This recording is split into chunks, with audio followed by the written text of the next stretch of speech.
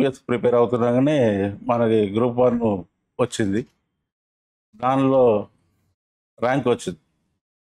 దానికి తర్వాత మళ్ళీ ఇంకా గైడెన్స్ కావాలి, మళ్ళీ ఎగ్జామ్ ఉంటుంది. దానికి ఎలా ఏం చేద్దామా అనే ఆలోచనతో మేము సరౌండింగ్ ఎంక్వైరీ చేస్తున్నప్పుడు ఈ ఏకేఎస్ ఇన్స్టిట్యూట్ గురించి తెలిసింది. దీనిలో అయితే కొంచెం గైడెన్స్ మంచిగా ఉంది, వీళ్ళు ఇవ్వగలుగుతారని ఈ ఏకేఎస్లో దీనిలో జాయిన్ చేయడం. దానికి తగ్గట్టుగా సార్లు కూడా మంచిగా కోఆపరేట్ చేసి ఇలా కాదు ఇలా రాస్తే నీకు ర్యాంక్ వస్తుంది. పెద్దగా రాయడం ఇంపార్టెంట్ కాదు, మెయిన్ వర్డ్స్ ఏం రాయాలి, ఇంత ఫాస్ట్ రాయాలి, ఈ టైంలో ఇంత వర్డ్స్ రాస్తే ఈ ర్యాంక్ వస్తుంది అని చెప్పడము, ఇవన్నీ ఒక గైడెన్స్ చాలా బాగుంది. దానివల్ల ఇప్పుడు మన గ్రూప్స్ రాయడం నాకు సక్సెస్ అవ్వడం జరిగింది.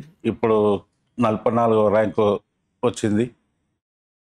ఇక ఇప్పుడు మాది బీసీడి. దీనిలో వచ్చి మాకు ఇప్పుడు జనరల్గా ఆమె కోరిక ఏంటంటే డిప్యూటీ కలెక్టర్ అనేది ఒక హోప్ అనేది ఉంది. బై లక్ అది కూడా మరి అది ఇస్తారా, ఏది ఇస్తారో, ఏది ఇచ్చినా కూడా ఒక పబ్లిక్ అనేది ఒకటి కనెక్టింగ్ ఉంటుంది. దీనిలో పబ్లిక్తోని కనెక్ట్ చేసుకోవడం, పబ్లిక్ సర్వీస్ చేయడం అనేది మాకు కూడా చాలా హ్యాపీగా ఉంది. ఎందుకంటే ఒక గవర్నమెంట్ జాబ్లో ఇంత పెద్ద పోస్ట్ రావడం, దానిలో సక్సెస్ జరగడం, పబ్లిక్ సర్వీస్ మనకు కూడా ఒక హెల్ప్, మనకు చేతనైంది మనం చేస్తాం. మామూలుగా చెప్తే ఎవరు విన్నారు.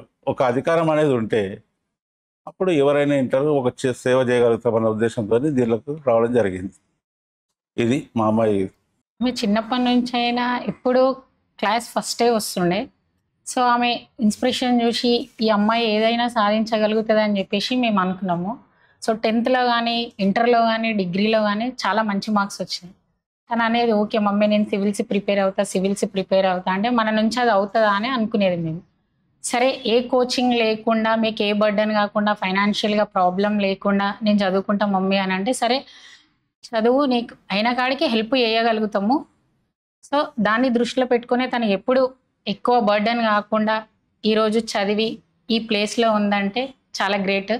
సమ్ టైమ్స్ ఏమనేదంటే అమ్మ నేను ఒక్కొక్కసారి చదవలేకపోతున్నా, నేను రాయగలుగుతానా, నేను చేయగలుగుతానా, ఏ ఫంక్షన్స్ కానీ ఏదన్నా అకేషన్ ఉన్నా కూడా అటెండ్ అయ్యేది కాకపోయేది. ఎందుకంటే నేను చదువుకోవాలి, 1 డే మిస్ అయితే మళ్ళీ నేను నెక్స్ట్ డే ఎట్లా చదవాలి, ఇదంతా పోర్షన్ ఉండేది అని కూడా ఎక్కడ విలేజ్ వెళ్ళినా కానీ ఎక్కడ వెళ్ళినా కూడా తను రాకపోయేది.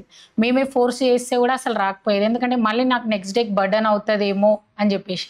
సో నేను డిగ్రీయే చదువుతున్నా మమ్మీ, డిగ్రీ తర్వాత నేను ఇంకేమన్నా ఏమీ చదవలేకపోతున్నా, ఒకవేళ దీంట్లో నాకు ర్యాంక్ రాకపోతే నా పరిస్థితి ఏంది, తర్వాత నేను ఏం చేయాలంటే ఒకటే కాన్ఫిడెంట్ చెప్పినాం, నీకు ఆ హోప్ ఉంది, నువ్వు చదవగలుగుతావు, నువ్వు ఎట్లయినా ర్యాంక్ సాధిస్తావని చెప్పినాం. సో ఈరోజు అనుకోకుండా గ్రూప్ 1 పోస్టింగ్స్ పడ్డాయి, దాంట్లో అప్లై చేసింది. అనుకోకుండా ఈరోజు స్టేట్ 44 ర్యాంక్లో ఉంది. Thank you. చాలా ఆనందంగా ఫీల్ అవుతున్నాయి.